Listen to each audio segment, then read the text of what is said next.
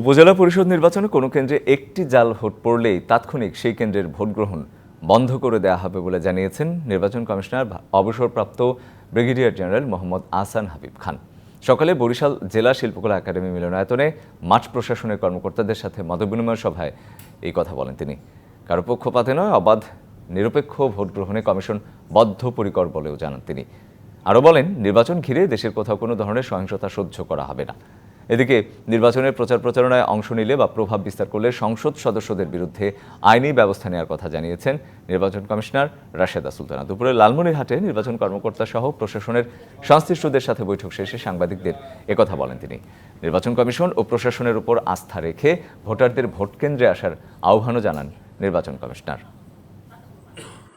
প্রচারণায় সরকারিভাবে ওনারা এটা করতে পারেন না। যদি বলয় তৈরি করে এটা যদি আমাদের সামনে আসে, প্রমাণ হয়, তখন আমরা আইনগত যে ব্যবস্থা নেওয়ার নিয়ে নেব।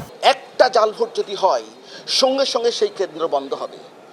যদি ওখানে কেউ স্বাভাবিক পরিবেশকে বিঘ্ন ঘটায়, সেই ক্ষেত্রে আইন শৃঙ্খলা বাহিনীকে ডাকবে।